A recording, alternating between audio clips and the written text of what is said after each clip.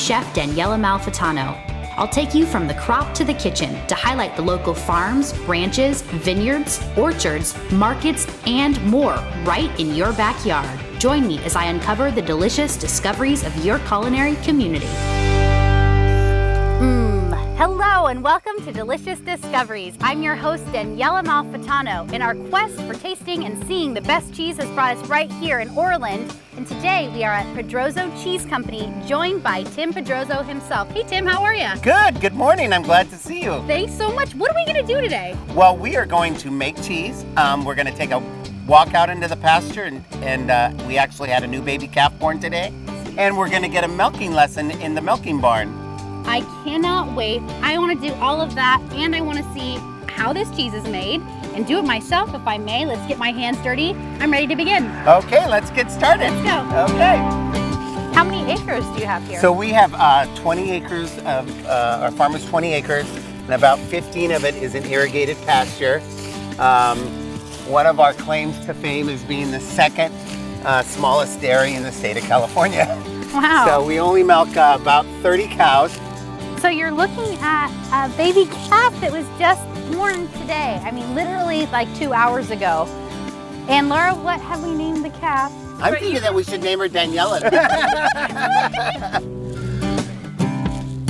on, Spark.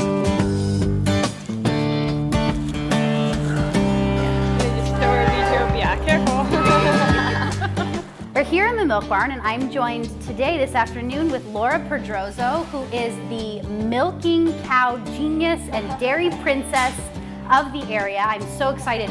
Laura, tell me, first I want to start with the old-fashioned way of milking a cow. I want to learn how to do that.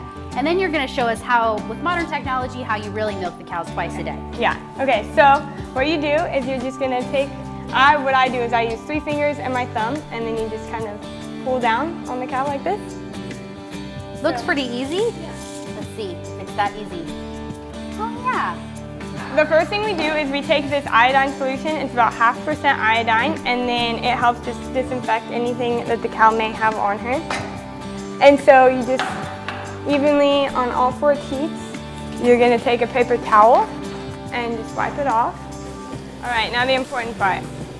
So I grab it from underneath, just that way it's easier.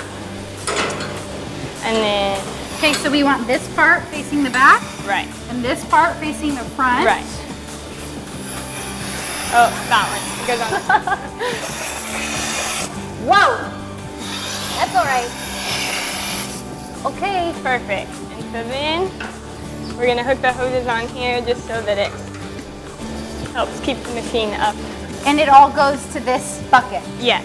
So how many cows will it take to fill this one bucket here?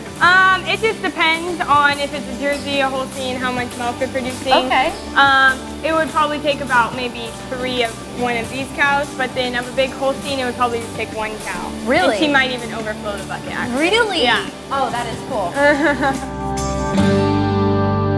So we're in the cheese making room here, and I'm with Ryan, who is the official cheese maker of Pedrozo, and I'm really excited to be here with you. He's going to teach me all about what happens after we collect the milk, and we begin with our coagulation or our curd. So take it away, Ryan. What I'm going to be doing right now is I'm going to cut the curd a couple times and get it down to the size and see how it feels, and then we'll go from there. All right. So what I usually do is go kind of around the edge. Keep going. No. Okay. And then I'm going to go back and forth. Basically what I'm trying to do is make about 1/4 inch squares, about inch squares. So I'm going to go one way with it, and then I'm going to go the other way. Now, if I wasn't so sure, I could probably do that with you. Go for it. Wow, that is a cool feeling. It's a little different. Yeah. Cheese is kind of one of those things that you gotta kind of be real patient with, and it's kind of different because just the littlest things can make the biggest difference in the end. What I'm gonna do now is I'm gonna turn it on. Right now it's gonna go nice and slow. Oh, wow. That is fascinating. Cool. The cutting doesn't take very long. It's the whole process of the heating up, the setting, and a long time. I've been here since 5. So, yeah. So we're almost there, basically. All I'm looking for is kind of a consistency in the curds. We're close. I don't like any huge chunks in it, basically. If you rush cheese, it will not come out. Like, I don't know why, so you kind of have to let it do its thing, which is like all good things in life. Yeah. Basically, we're gonna drain it until we can just barely see the curds underneath, so that there is still some. It just goes. Yeah, it just goes down.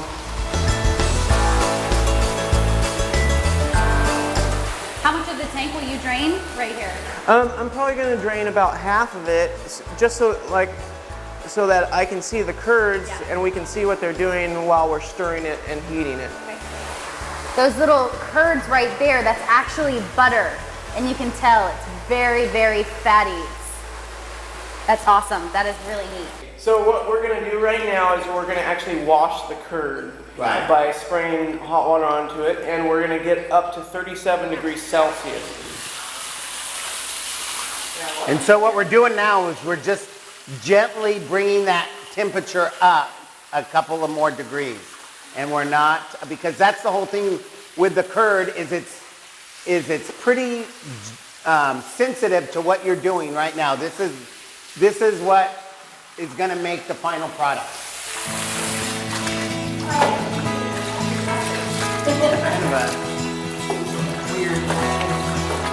I take back what I say about this not being hard work. So we're beginning the cheese pressing process, and we're stacking these little 2s 3 high. They've really shrunk in size since we last touched them about 20 minutes ago. For a couple minutes just like this. So we just made about $2,000 worth of cheese here. This was good work. Now, it's super hot in here. I'm done sweating. We're gonna go to the aging room and cool off a bit. I'll see you there. Daniella, we just finished pressing the curd. The curd is under the press. And actually, after it's been in there, it will come and set on these shelves here. Okay. And it stays in the form for about 24 hours. Then, after it's sat in the form, it comes out, we take it out, and then we put it in this salt brine. And that's just salt and water, and that's what will make the protective coating on the outside layer of the cheese. And this hard surface will not allow the mold to enter inside. A modern cheese cave is a building that is climate controlled. And what we've done is we've created basically a terroir here because we've adapted an ancient recipe to work well in our environment. So you have a couple that you're really known for, I hear, that are super unique. Right. One is the stout and Right. one is the tipsy. These are so awesome. I want to know, what do you tell people about them? So we decided to have some fun with it, and we've come up with 2 of our own uniques. And one is the Stout Cow, and Stout is aged in Sierra Nevada Stout. Which gives it that really nice That- brown. Right, the nice golden layer. Right. So now let's try some cheese. I'd love to. Okay. This is 4 of our most popular cheeses. This is our Northern Gold. Now the Northern Gold is our flagship cheese, so to speak, or our original recipe. This is made year-round. It really will have a lot of influence from the time of the year that we're making thank it. you. So the Northern Gold, That's perfect. yeah, this is aged a little over 60 days. Very tangy, which I really like. Yeah. You got a nice tang in the back of your throat. That is delicious. Yeah. Northern Gold. Northern Gold. This is our sweet Italian red pepper. You can see the little bits of Red pepper flakes. pepperoncini, pepper flakes right there. Really, the name says it all. It's sweet pepper flavor. It's not in your face at all. It's just right. That's delicious. I love it. Thank you. Here in the valley, we just call it truffle, but in the city they call it tartuffello. Oh, that's good. I'm not kidding, I've never had a cheese that good. Because the truffle is exploding in my mouth right now. That is delicious. Thank you. They're not tiny little, silly little bits. That's like, I have truffle in my mouth right now. That's great. Isn't it good? That's great. Thank you. So this is our Black Butte Reserve. This is probably our most famous cheese, but it probably has the funniest story because when my wife and I first started making cheese, we made cheese in these 20-pound wheels, and we went to taste it, and we thought, oh my God, this cheese is not very good. It's like all over the board. It was really, and our cheese consultant told us, oh, don't worry, Tim. Save it and just put it back on the shelf and go back and taste it in 2 months. And we did, and we actually won a silver medal at the World Cheese Competition back in 2001. Wow. With that batch of Black Butte Reserve. And then ever since, it has been one of our most popular cheeses. But as you can tell, it's got a lot of depth, a lot of flavor. It really It's does. Great with port, great with champagne, and it just works well with a lot of things during the holiday season. It is super buttery. All of them are, in fact. They're very creamy. You can tell you're using really good quality milk. They're delicious. So I'm gonna just take a little for the road. I have to say the Black Butte Reserve is my favorite of the four. I love the truffle, but you're onto something here.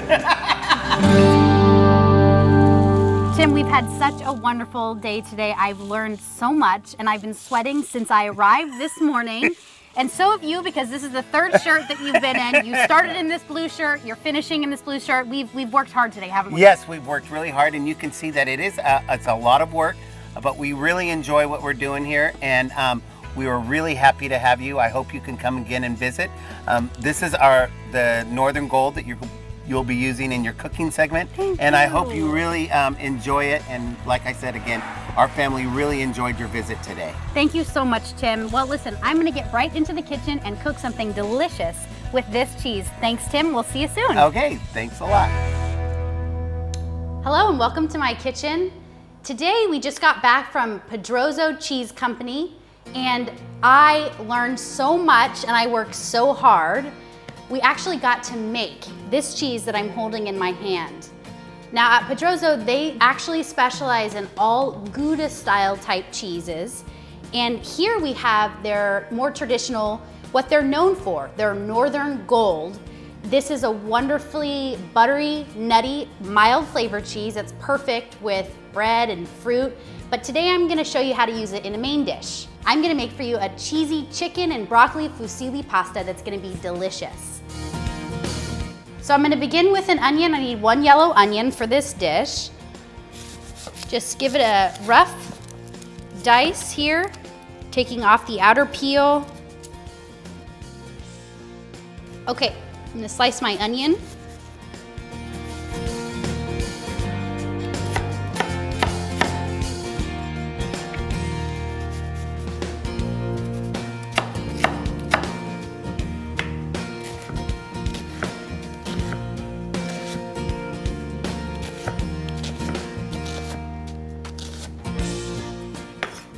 Okay, I'm gonna get my saute pan nice and warm. You need a couple tablespoons of olive oil. Okay, I'm gonna add all these onions to our saute pan here.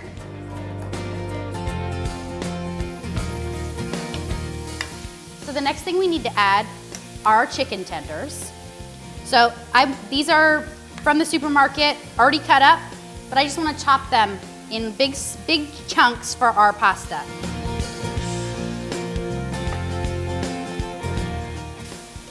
Okay, I'm going to add these right to the saute pan with the onions.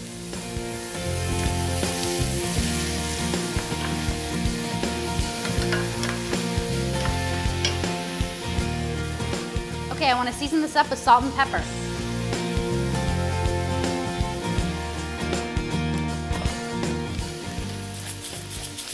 And use a lot of pepper here because you do want the heat. You'll see at the end of the recipe, I'm gonna add cayenne pepper, but just about a half a teaspoon. But I do want that heat and that warmth from fresh ground black pepper also. Okay, you wanna get a stock pot on the stove of water for your pasta and your broccoli. Let that come to a boil and we'll blanch our pasta and broccoli next. Okay, so our hot water is ready to go. It's boiling away. I'm gonna add a lot of salt here. I want it to be salty like the sea. And I do wanna check that salt. I'm just gonna give it a quick taste. So this is really the only chance that the pasta has and the broccoli has to be seasoned. Perfect, tastes like ocean water. Okay, to our pasta water, I'm gonna add a pound of fusilli pasta, and this is the spirals, the short spirals. And this is great for a chunky pasta dish because what's gonna happen is all those nooks and crannies, the cheese sauce will fall right into those divots. And so you get sort of like a soupiness every single time you take a bite of the fusilli pasta, and then you get a chunk of chicken with the broccoli. It's really going to be good.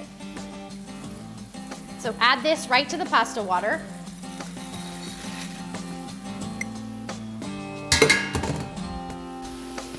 And give it a quick stir, just so they don't stick to each other. All right, we're gonna let this cook 10 to 12 minutes or so. I'll check it until it's al dente or has still a little tooth bite, and then we'll add our broccoli just right at the end to blanch it off, and we'll start with our sauce. Okay, our chicken and our onions are finished. I'm gonna put that right into our platter for serving.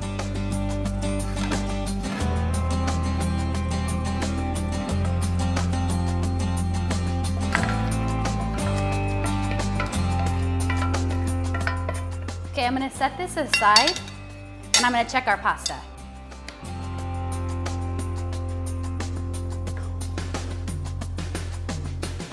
No. 3 or 4 minutes. So let me cut up our broccoli, add that to the pasta water. It will blanch together, finish at the same time, and then we'll make our sauce. It's gonna be good. So you need about 2.5 cups of broccoli. A couple heads will work just fine. This has already been washed, and I'm just gonna cut away the florets.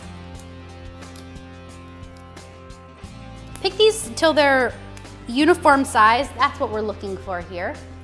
Just one bite. Okay, this looks great. I'm gonna add this to the pasta water.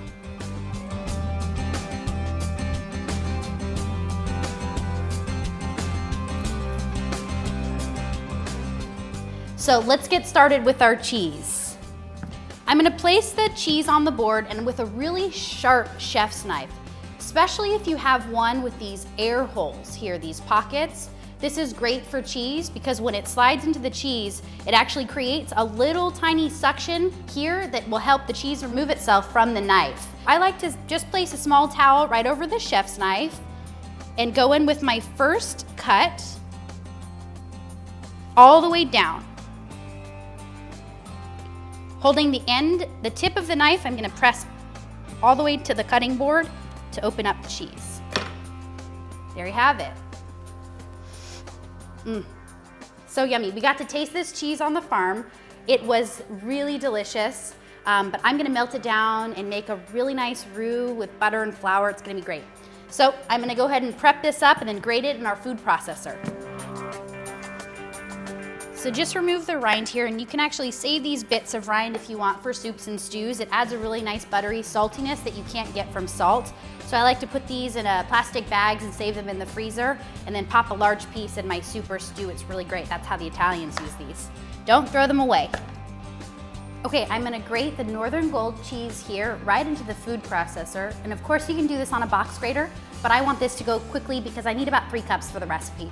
So little chunks at a time into the processor. You have to put the safety attachment on, turn it on.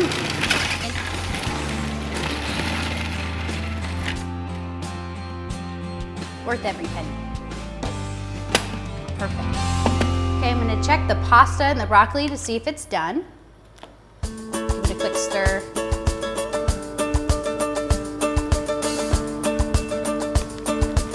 Perfect. All right, this is all ready. I'm gonna bring it to the sink and strain it, and then we'll get started on the sauce. So let's get started on the sauce. I'm gonna start by making a roux. And a roux is very simple. It's a butter flour mixture that you add liquid to. You can make a roux with milk or water or even stock. This time we're gonna use chicken stock. So I'm gonna heat up a pan here. Okay, to this I'm gonna add 3 tablespoons of butter. And to this butter, it's now bubbling away. That's what I wanna see. I'm just gonna give it a quick turn with my wrist, and then I'm gonna add 3 tablespoons of all-purpose flour right to the butter and sprinkle it right over that bubbly butter. Perfect. Give that a nice whisk, and just whisk it until all of the lumps have been removed from the butter. So you need to actually cook the flour for about 3 to 5 minutes to remove that raw taste on your tongue. And once it's all really nice and sort of almost a light tan color, you know it's ready. And continually whisk this, don't walk away because it will burn. Okay, that looks really good. It's starting to change color. Perfect. And I can smell it. It smells cooked. And to this, I'm gonna add 3 cups of whole milk, slowly.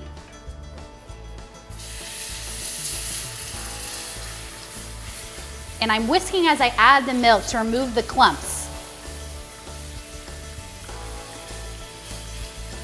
And I also want to add a cup of chicken stock.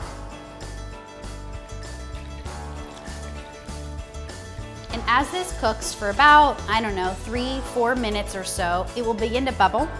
And just like when you're making a pudding, it will begin to thicken and you'll feel it on your whisk thickening. That's exactly what you want.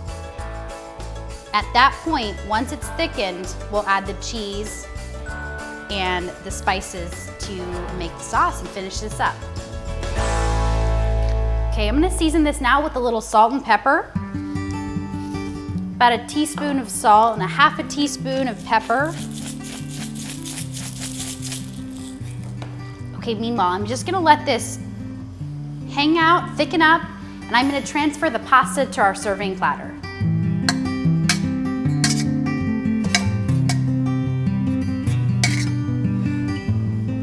Just mixing the chicken, bringing it to the top of the pasta here and the broccoli. This looks great. That cheese sauce is only gonna make it better and be done in mere minutes. So I'm just gonna set this aside and finish that sauce. Okay, this is looking great. It's nice and thick. It's been cooking for about 4 or 5 minutes. I wanna add my spices now. I want a teaspoon of regular paprika. It's gonna add a really nice golden color. And I want a half a teaspoon of cayenne pepper. You can use a little less if you don't like the heat, that's totally fine. A quarter of a teaspoon will work great. But you do need that heat because it's gonna work really well with the cheese and add sort of a zippiness to the chicken and the broccoli. Now the most important ingredient, I'm gonna add the shredded Northern Gold cheese from Pedroza Cheese Company. It's gonna be good. Add it right to the sauce. You don't want to walk away at this point because you don't want to actually cook the cheese. You just want to heat it and melt it down in that sauce, okay? Just give this a nice whisk.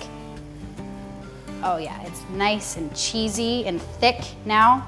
Okay, and immediately I'm just gonna add about a tablespoon of prepared Dijon mustard. And this will add sort of more of a zing and a sort of a brightness to the sauce. It smells great. This is wonderful. Okay, I'm gonna turn the heat off and I'm gonna sauce the pasta. So you just wanna carefully, this pan is hot. Pour this sauce right over your pasta.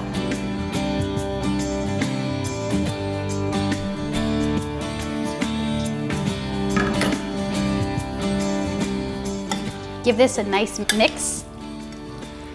You can sort of smell the mustard and the cayenne. Looks great. I just want to do one last thing before I plate it up and give it a taste. I'm gonna garnish this with a little Italian parsley, flat leaf parsley.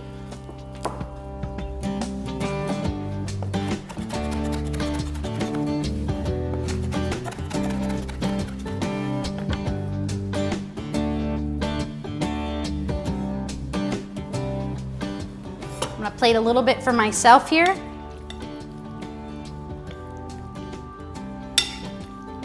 It's lunchtime and I'm hungry, so I'll take 3 spoonfuls here.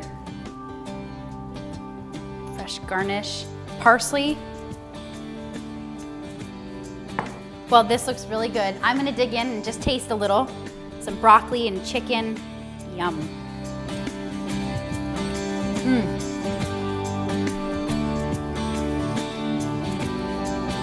That is so good. You can taste the nuttiness and the butteriness of the Northern Gold cheese throughout the sauce, and it just sort of is enhanced by that Dijon mustard. That is delicious. I am so glad that we had a chance to go to Pedroso Cheese Company. I had a blast. So there you have it. Here's another delicious discovery, and I'll see you next time.